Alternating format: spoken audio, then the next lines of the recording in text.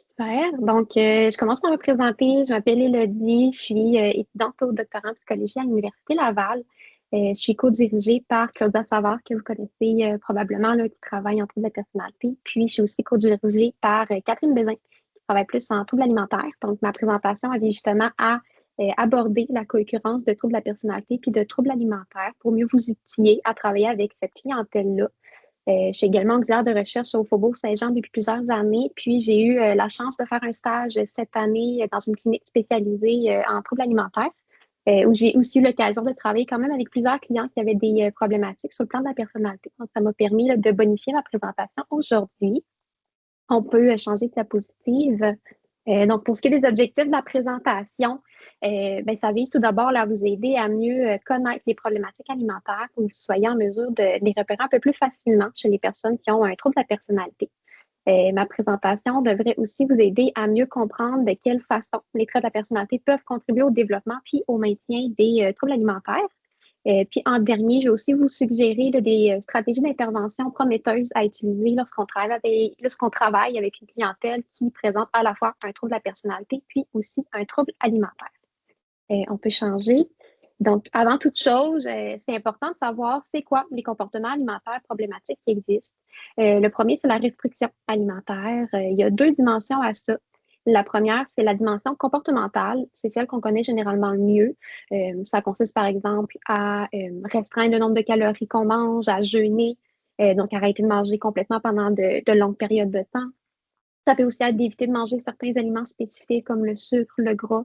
Ça peut être d'entreprendre des diètes super rigides, extrêmes.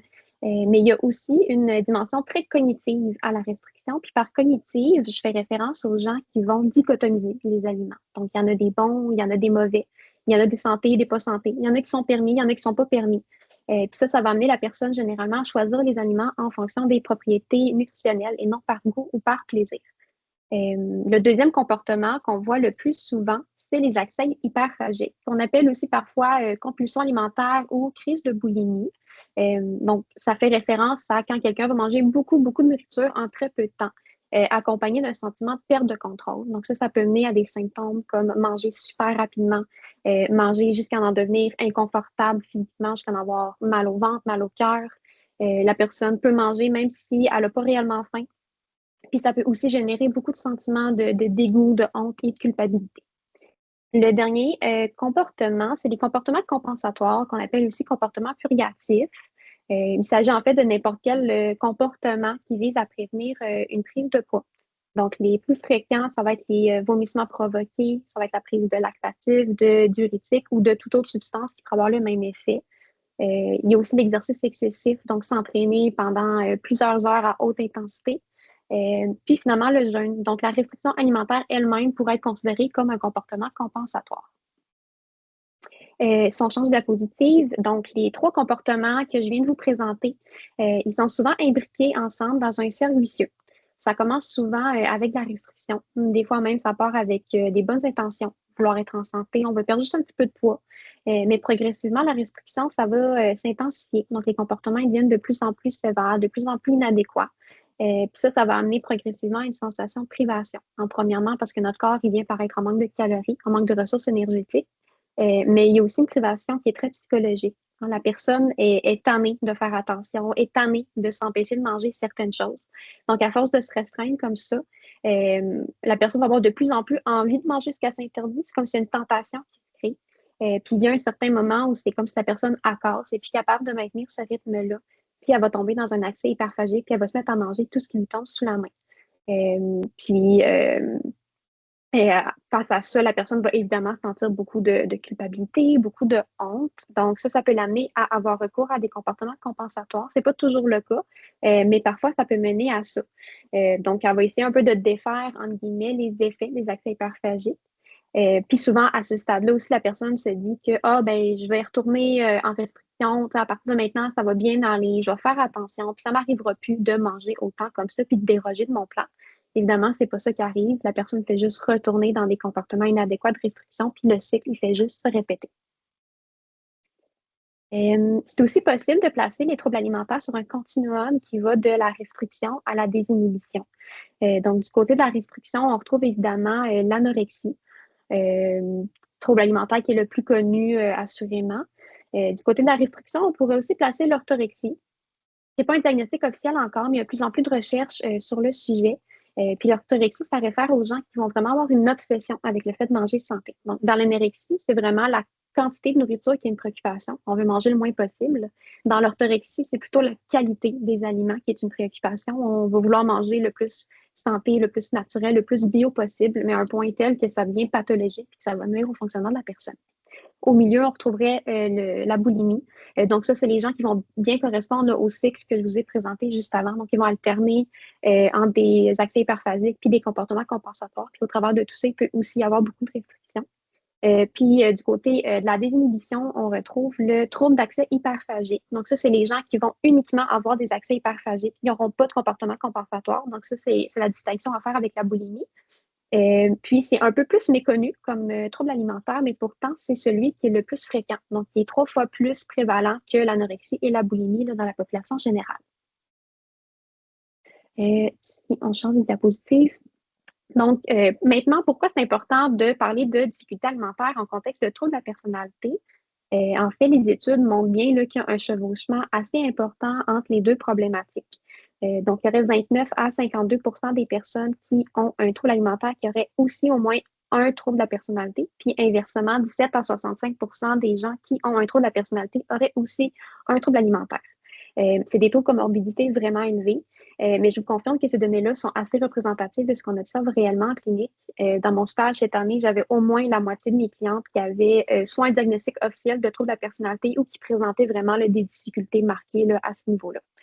Donc, clairement, il semble y avoir quelque chose chez les personnes qui ont un trouble de la personnalité qui les met plus à risque d'avoir des problématiques alimentaires.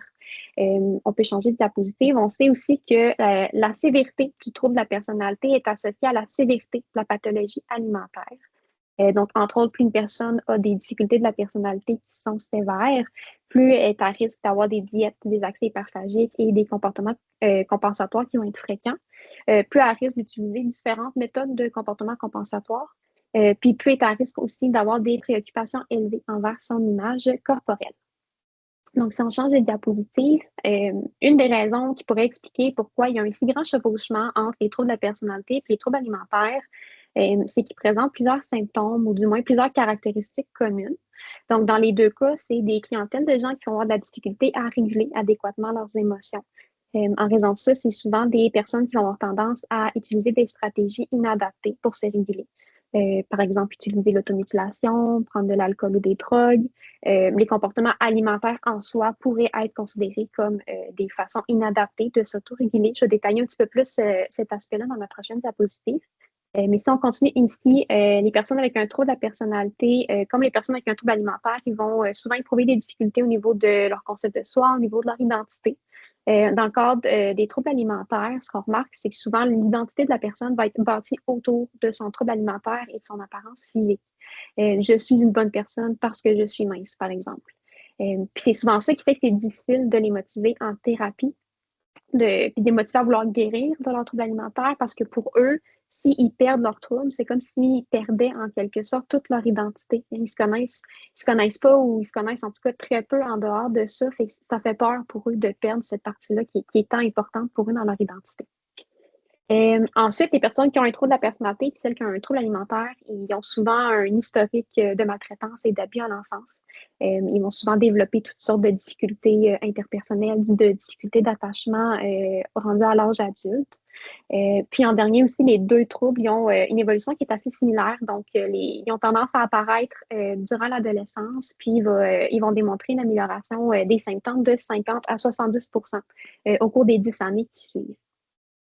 Donc, si on change de diapositive, je parlais plutôt de la difficulté au niveau de la régulation des émotions. C'est souvent des gens qui ne savent pas quoi faire quand ils vivent une charge émotionnelle élevée. Ils ont de la difficulté à tolérer les émotions désagréables. Donc, souvent, ça va les amener à se tourner vers la nourriture pour réguler leurs émotions. C'est un moyen pour eux de réduire les émotions désagréables. Parfois même, c'est carrément une façon de s'engourdir émotionnellement. Ça arrive que les personnes vont rapporter avoir été dans un état de dissociation durant un accès hyperphagique. On peut s'imaginer encourager encore plus la sensation de perte de contrôle. Puis la nourriture, ça peut aussi être une façon d'aller chercher du plaisir, du réconfort. Puis utiliser la nourriture pour réguler ses émotions, ça peut arriver à tout le monde. Le cliché de manger de la crème glacée durant une peine d'amour, c'est pas là pour rien. Ça peut tous nous arriver à l'occasion d'utiliser la nourriture pour se sentir mieux. C'est pas nécessairement mauvais ou grave en soi. Le problème, c'est que la nourriture, ça apporte juste un soulagement temporaire, hein. Ça permet pas de régler l'enjeu de fond. Donc, si la personne, elle n'a pas d'autres stratégies en dehors de ça pour se réguler, pour travailler sur son bien-être, elle risque de répéter ce comportement-là à chaque fois qu'elle va vivre une émotion difficile. Puis c'est à ce moment-là, quand le comportement alimentaire se chronicise dans le temps, que ça devient problématique. Donc, à ce moment-là, on va pouvoir considérer que l'alimentation, ça devient comme un comportement dommageable au même titre que l'automutilation ou l'abus de substances, parce qu'à long terme, il y a des conséquences physiques et psychologiques vraiment très graves qui peuvent être entraînées par ça, conséquences qui peuvent même être irréversibles. Donc, à la prochaine diapo, je vous ai mis quelques exemples de ces conséquences-là. Donc, on peut voir là, que c'est vraiment tous les systèmes du corps là, au niveau physique qui vont être affectés, le système cardiaque, le système reproducteur, le système digestif, le système dentaire. C'est vraiment tout le corps au complet qui peut être affecté. Au niveau psychologique, souvent, ce qu'on va voir, c'est des symptômes dépressifs, on va voir des comportements d'isolement social, une baisse au niveau de l'estime de soi. Donc, en bref, ça peut être vraiment grave sur le plan de la santé de la personne d'avoir des problématiques alimentaires. Si on change de diapositive, maintenant, si on regarde quels traits de la personnalité sont plus associés aux troubles alimentaires, ce qui ressort dans la littérature, c'est que les traits perfectionnistes, rigides, obsessifs, ils seraient associés à la restriction alimentaire. Les traits d'impulsivité et d'instabilité émotionnelle seraient associés aux accès hyperphagiques puis aux comportements compensatoires. Puis les traits plus anxieux, évitant, eux, ils seraient associés à toutes les problématiques alimentaires là, confondues. Donc, ce n'est pas des résultats très surprenants. Là, ça fait quand même du sens là, quand on prend le temps d'y réfléchir.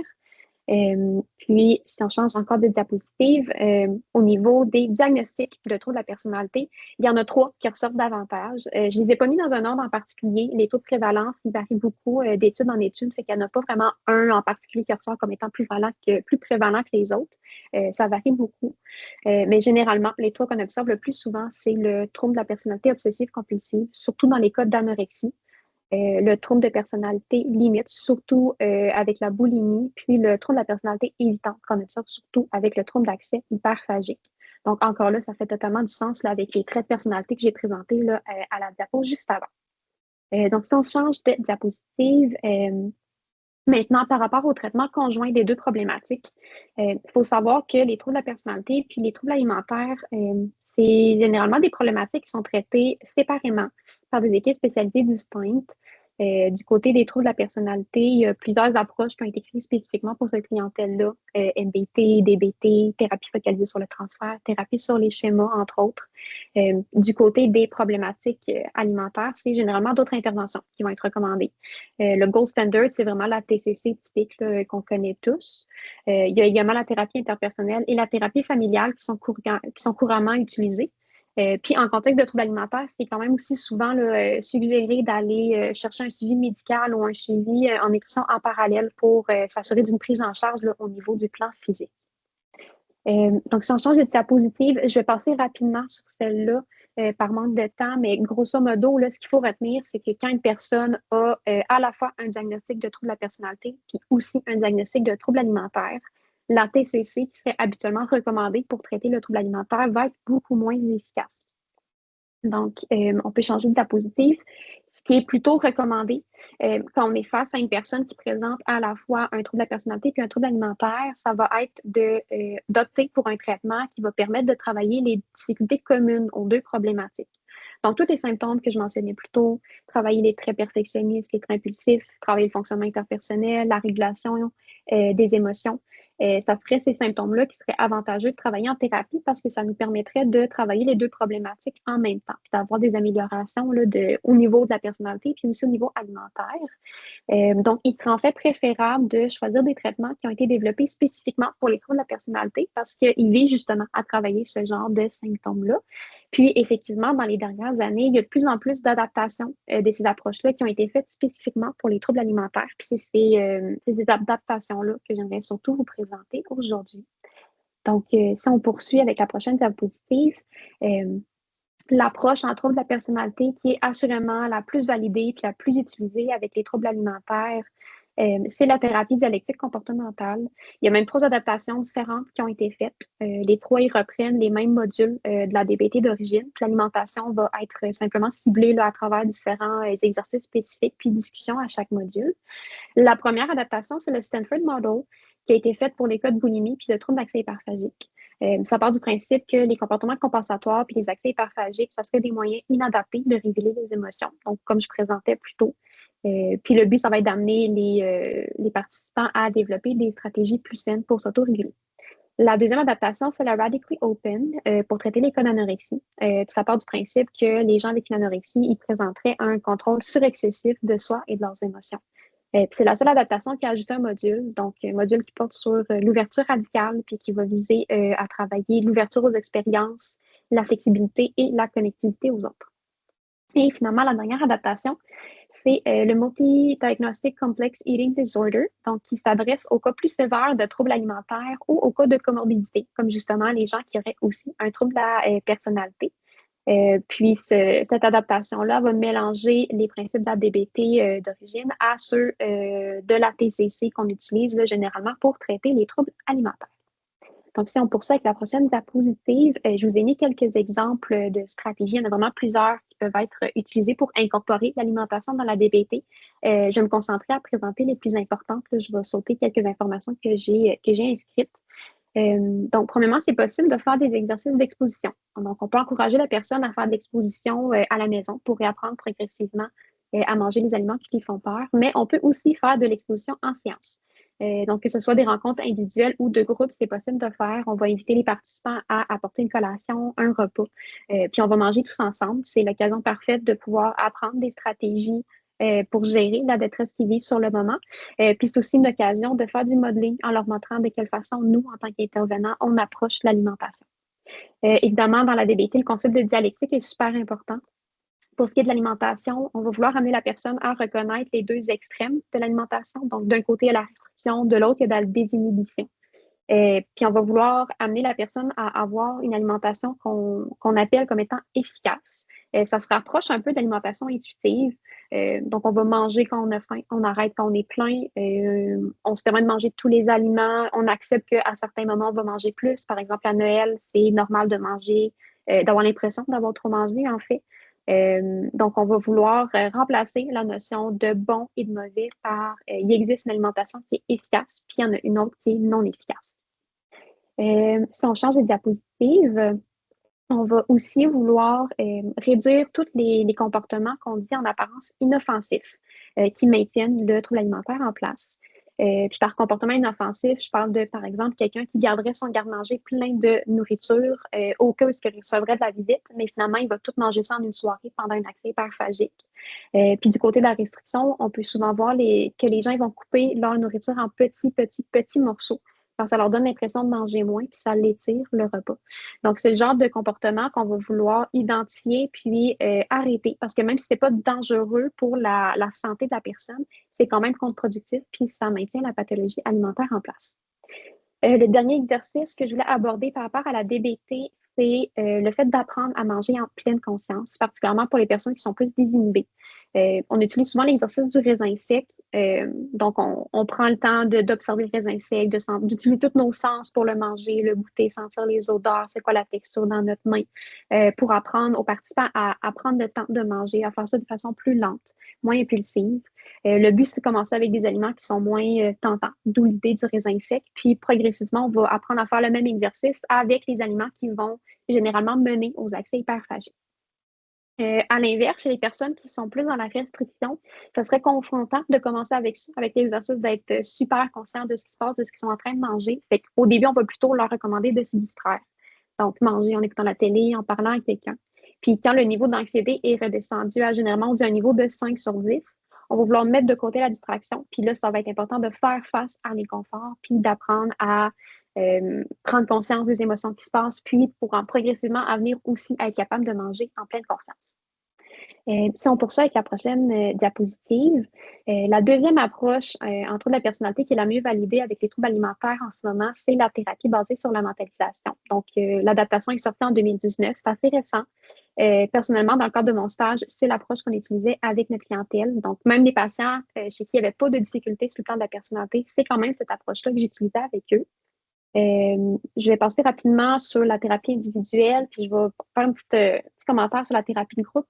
C'est recommandé dans le groupe d'avoir des diagnostics différents, donc avoir des participants qui vont avoir une anorexie, d'autres qui vont être plus dans la désinhibition alimentaire, parce que ça permet d'avoir différents types de personnalités, justement, puis d'avoir des discussions plus intéressantes à travers le groupe. Mais c'est important aussi de garder en tête que la modalité de groupe, elle va venir activer la pathologie centrale des troubles alimentaires. Donc, le fait de se comparer aux autres, de se préoccuper du regard des autres, se demander est-ce que les autres vont trouver que je suis grosse, est-ce que effectivement je suis plus grosse que les autres. Fait que ça peut nuire aux capacités de mentalisation durant les séances de groupe. Donc, c'est important de le garder en tête puis de rattraper ces éléments-là durant les séances individuelles par la suite pour pouvoir l'aborder avec le client. Si on change de diapositive, la stratégie principale avec la MBT, c'est de faire ressortir les bris de mentalisation chez la personne puis l'amener à considérer d'autres perspectives.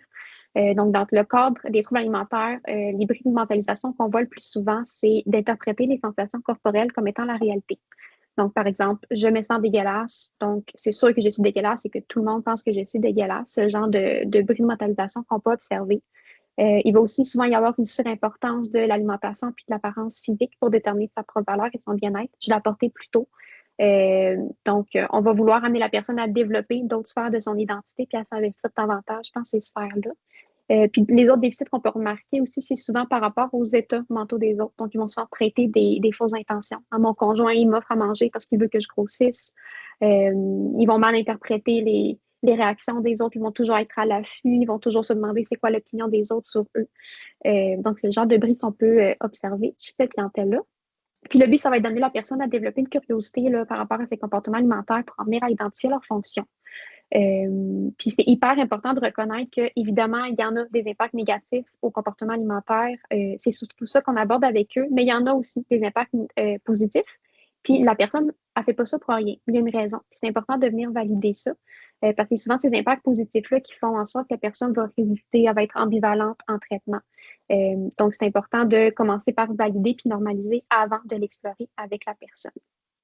Si on change de diapositive, il y a deux autres approches qui sont encore en émergence pour les troubles alimentaires. La première, c'est Good Psychiatric Management. Donc, adaptation, il y a une adaptation qui a été publiée cet hiver pour les adolescents qui ont un trouble de la personnalité limite et un trouble alimentaire. Puis, ça reprend les mêmes composantes habituelles. Puis, comme pour toutes les autres approches que je viens de présenter, l'alimentation va juste être inclue là, au travers des différentes interventions. La deuxième approche, c'est la thérapie basée sur les schémas. Il n'y a pas encore d'adaptation officielle pour elle. Il y a peu d'études qui ont été faites sur le sujet à date, mais les résultats jusqu'à date sont très prometteurs. Ça montre en fait que la thérapie des schémas, ça pourrait être efficace avec les troubles alimentaires, surtout pour les cas de troubles alimentaires chroniques, puis pour les personnes qui sont réfractaires en fait à la TCC. Parce qu'on pense que la thérapie des schémas, en fait, ça pourrait permettre d'explorer puis de travailler les enjeux plus profonds qui seraient liés aux troubles alimentaires. Donc, en terminant, on peut changer de diapositive. Il y a certaines choses qui, selon moi, sont vraiment importantes à retenir. Premièrement, considérant qu'il y a des taux de comorbidité très élevés entre les deux problématiques, puis qu'il y a plusieurs caractéristiques communes aux deux, l'alimentation devrait être, selon moi, systématiquement évaluée chez la clientèle de gens qui ont un trouble de la personnalité. Il ne faut pas avoir peur de plonger dans ces sujets-là parce que sinon, on pourrait peut-être passer à côté de comportements, de difficultés importantes, en fait, qui pourraient nuire par la suite au reste du traitement. C'est important également d'amener la personne à comprendre que ses comportements alimentaires, c'est juste un soulagement temporaire à sa détresse. Ça ne permet pas de régler le cœur du problème. Puis tant qu'on n'aborde pas ces enjeux-là plus profonds puis qu'elle n'est pas prête à creuser là-dedans, ben, le comportement alimentaire il va juste rester en place. Donc, c'est obligatoire, selon moi, d'aller au-delà du comportement alimentaire. Il faut être capable de comprendre c'est quoi la fonction du comportement pour la personne devant nous. On peut avoir des hypothèses. On sait, par exemple, la restriction, c'est surtout associé au perfectionnisme, puis les actes hyperphagiques à l'impulsivité, par exemple, mais ce n'est pas toujours le cas. J'avais une cliente cette année qui avait des enjeux au niveau de la compulsion alimentaire. C'est beaucoup de grignotage. Mais dans son cas, à elle, la fonction, c'était de reprendre contrôle sur sa vie, sur son autonomie. Donc, éléments qui sont habituellement associés à la restriction, mais pour elle, ça a fait l'effet inverse. Elle voulait se permettre de manger qu'est-ce qu'elle veut, quand elle veut. C'est pas vrai qu'on va me dire quoi faire, c'est moi qui décide. Fait qu'il faut pas prendre pour acquis qu'on comprend qu'est-ce qui se passe. Il faut vraiment s'intéresser à la personne qu'on a devant nous puis aller creuser plus loin pour vraiment comprendre ce qui se passe. Puis en dernier, c'est important de retenir que ben, si on ne fait pas ce travail-là, justement, de creuser plus loin, puis qu'on fait juste traiter le comportement en surface, on dit d'arrêter de se restreindre, d'arrêter d'avoir des accès hyperphagiques, mais qu'on ne va pas plus loin, on n'aide pas la personne à comprendre. Elle risque juste en fait, la personne risque juste de trouver une autre façon, probablement tout autant inappropriée, de s'auto-réguler. Donc, l'essentiel du travail, c'est pas tant sur l'alimentation qu'on le fait, c'est plus sur toutes les couches qui sont en dessous, l'identité, l'estime de soi, le fonctionnement interpersonnel, la régulation des émotions. C'est en travaillant ça qu'on va pouvoir, en parallèle, avoir des retombées sur l'alimentation. Puis en dernier, pour la dernière diapositive, très, très rapidement, pour mon projet de thèse, on recrute présentement les participants au CIS de la capitale nationale. Donc, ceux qui sont intervenants au CIS, Yann, je vous invite peut-être à prendre le temps de lire cette diapositive-là, à voir de quelle façon vous pourriez peut-être présenter le projet à votre clientèle pour nous aider par rapport au recrutement. Ce serait vraiment apprécié.